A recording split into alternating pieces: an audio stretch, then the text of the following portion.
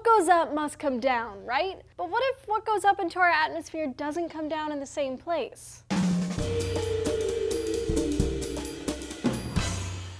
Hey guys, thanks for watching DNews. I'm Julia. A recent viral documentary called Under the Dome shined a spotlight on China's pollution problem. According to the film, last year in Beijing, 175 days were considered polluted, where people couldn't even go outside, the smog was so bad. According to EU air quality standards, less than 1% of China's pollution breathes clean air daily. It's so bad it's even been compared to what a nuclear winter might look like. Smog is made out of aerosols, small particles of matter emitted mostly from the burning of fossil fuels. In China, most of the smog comes from car exhaust and coal-fired power plants, which blast large amounts of sulfur dioxide into the air. This reacts with water vapor and other gases in the atmosphere to create sulfate aerosols. Once in the atmospheres, these particles can have a huge impact on the climate. In strong concentrations, they can refract or scatter sunlight and even change the way clouds form. But China's so far away, what does that got to do with us here in America? Well, we've had a nasty winter in the past few years. There were snowpocalypses and snowmageddons. Boston was buried in snow for the beginning of this year.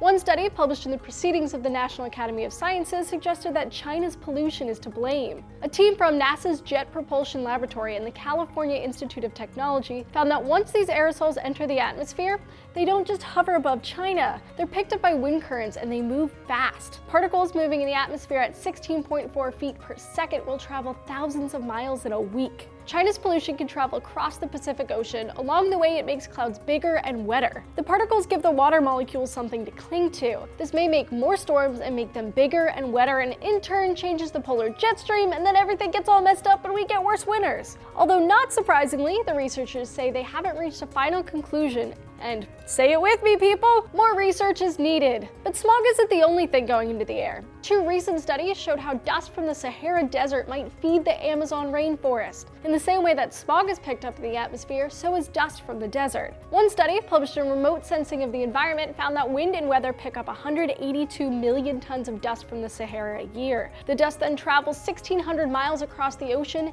and 27.7 million tons of it falls on the Amazon. But that dust is carrying something important: phosphorus. A recent study published in the journal Geophysical Research Letters found that an estimated 22,000 tons of it from the Sahara falls on the Amazon every year. Phosphorus is a vital nutrient plants need to grow. How crazy is that? Something from one of the most barren places on the earth makes another place the most fertile. Like the author of the Sahara study said, this is a small world and we're all connected together. Switching gears for a second, did you know we're all connected by poop? Well, yeah, not really, but poop transplants are a thing that could potentially save lives. Our brand spanking new sister channel, Seeker, has a whole amazing video about it. Check it out. You can dispute the ickiness of this, but I don't think anybody can dispute anymore the efficacy of this. The science is clear.